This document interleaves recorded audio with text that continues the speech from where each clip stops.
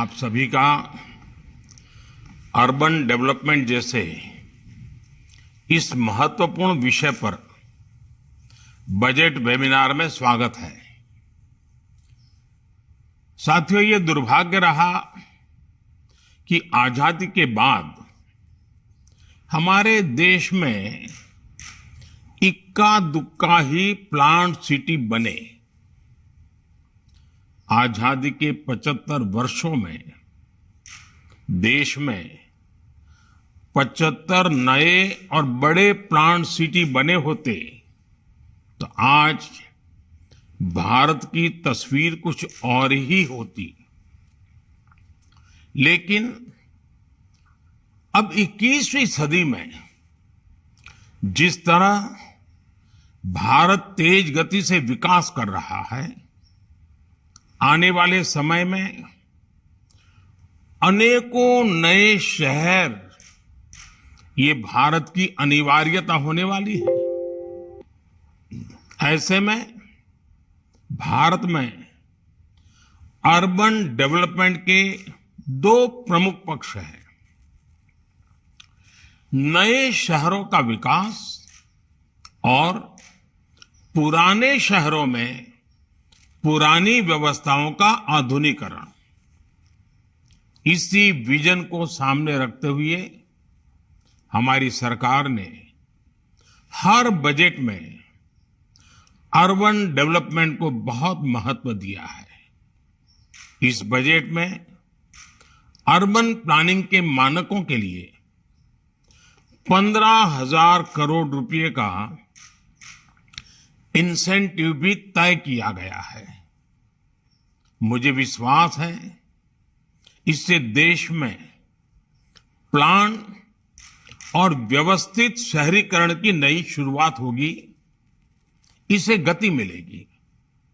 साथियों, आप सभी एक्सपर्ट जानते हैं कि अर्बन डेवलपमेंट में अर्बन प्लानिंग और अर्बन गवर्नेंस दोनों की बहुत बड़ी भूमिका होती है। शहरों की खराब प्लानिंग या प्लान बनने के बाद उसकी सही इंप्लीमेंट न होना हमारी विकास यात्रा के सामने बड़ी चुनौतियां पैदा कर सकता है। अर्बन प्लानिंग के तहत आने वाली स्पेशल प्लानिंग हो, ट्रांसपोर्ट प्लानिंग हो, अर्बन इंफ्रास्ट्रक्चर प्लानिंग हो, वाटर मैनेजमेंट हो, इन सभी एरियाज में बहुत फोकस वे में काम करना जरूरी है। इस वेबिनार के अलग अलग सेशंस में आप 3 सवालों पर जरूर फोकस करें। पहला, राज्यों में अर्बन प्लानिंग इकोसिस्टम को कैसे स्ट्रेंथन किया जाए। दूसरा, प्राइवेट सेक्टर में उपलब्ध एक्सपर्टाइज का अर्बन प्लानिंग में कैसे सही इस्तेमाल हो। तीसरा, ऐसे सेंटर ऑफ एक्सीलेंसीज कैसे डेवलप किए जाएं जो अर्बन प्लानिंग को एक नए लेवल पर लेकर जाएं। सभी राज्य सरकारों को और अर्बन लोकल बॉडीज को एक बात हमेशा याद रखनी होगी, वे देश को विकसित बनाने में तभी अपना योगदान दे पाएंगे जब वो प्लान अर्बन एरियाज को तैयार करेंगे। हमें ये बात की बड़ी भली भांति समझनी होगी कि अमृत काल में अर्बन प्लानिंग ही हमारे शहरों का भाग्य निर्धारित करेगी और भारत के वेल प्लान शहर ही भारत के भाग्य को निर्धारित करेंगे। जब प्लानिंग बेहतर होगी तभी हमारे शहर क्लाइमेट रेजिलिएंट और वाटर सिक्योर भी बनेंगे। साथियों, इस वेबिनार में अर्बन प्लानिंग और अर्बन गवर्नेंस के जो एक्सपर्ट्स हैं उनसे मेरा एक विशेष आग्रह है, आपको ज्यादा से ज्यादा इनोवेटिव आइडियाज के बारे में सोचना चाहिए। जीआईएस बेस्ड मास्टर प्लानिंग हो, अलग अलग तरह के प्लानिंग टूल्स का विकास हो, एफिशिएंट ह्यूमन रिसोर्सेज हो, कैपेसिटी बिल्डिंग हो, हर एरिया में आपकी बड़ी भूमिका हो सकती है। आज अर्बन लोकल बॉडीज को आपके एक्सपर्टाइज की बहुत जरूरत है और यही जरूरत आपके लिए अनेक अवसर पैदा करने वाली है। साथियों, शहरों के विकास का एक इम्पोर्टेंट पिलर होता है ट्रांसपोर्ट प्लानिंग। ये जरूरी है एफिशिएंट ट्रांसपोर्ट प्लानिंग की।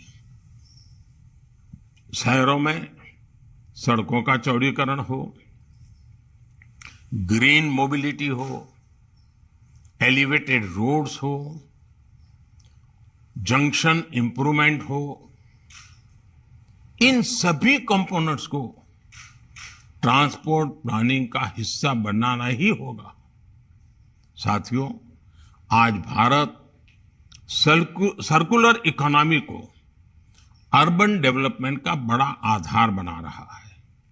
हमारे देश में हर दिन हजारों टन म्युनिसिपल वेस्ट पैदा होता है। इसमें battery waste, electrical waste, automobile waste और टायर्स जैसी चीजों से लेकर कंपोस्ट बनाने तक की चीजें होती हैं। 2014 में जहां देश में केवल 14-15% वेस्ट प्रोसेसिंग होती थी, वहीं आज 75% वेस्ट प्रोसेस हो रहा है। अगर ये पहले ही हो गया होता तो हमारे शहरों के किनारे कूड़े के पहाड़ों से ना भरे होते। आज वेस्ट की प्रोसेसिंग करके इन कूड़े के पहाड़ों से भी शहरों को मुक्त करने का काम किया जा रहा है। इसमें कई इंडस्ट्रीज के लिए रिसाइकलिंग और सर्कुलरिटी के ढेर सारे अवसर हैं। इस क्षेत्र में कई स्टार्टअप्स काफी अच्छा काम भी कर रहे हैं। हमें इन्हें सपोर्ट करने की जरूरत है। इंडस्ट्री को वेस्ट मैनेजमेंट के पूरे पोटेंशियल को इस्तेमाल करना चाहिए। हमने अमृत योजना की सफलता के बाद शहरों में पीने के साफ पानी के लिए अमृत 2.0 उसको लॉन्च किया था। इस योजना के साथ अब हमें पानी और सीवेज के ट्रेडिशनल मॉडल से के आगे की प्लानिंग करनी ही होगी। आज कुछ शहरों में यूज्ड वाटर का ट्रीटमेंट करके उसे इंडस्ट्रियल यूज के लिए भेजा जा रहा है। वेस्ट मैनेजमेंट के इस क्षेत्र में भी प्राइवेट सेक्टर के लिए अपार संभावनाएं बन रही है। साथियों, हमारे नए शहर कचरा मुक्त होने चाहिए, वाटर सिक्योर होने चाहिए और क्लाइमेट रेजिलिएंट होने चाहिए। इसके लिए हमें टियर 2 और टियर 3 शहरों में अर्बन इंफ्रास्ट्रक्चर और प्लानिंग में निवेश बढ़ाना होगा। आर्किटेक्चर हो, जीरो डिस्चार्ज मॉडल हो, एनर्जी की नेट पॉजिटिविटी हो, जमीन के इस्तेमाल में एफिशिएंसी हो, ट्रांजिट कॉरिडोर्स हो या पब्लिक सेवाओं में एआई का इस्तेमाल हो। आज समय है कि हम हमारी फ्यूचर सिटीज के लिए नई परिभाषा तय करें, नए पैरामीटर सेट करें। हमें ये देखना होगा कि अर्बन प्लानिंग में बच्चों का ध्यान रखा जा रहा है या नहीं।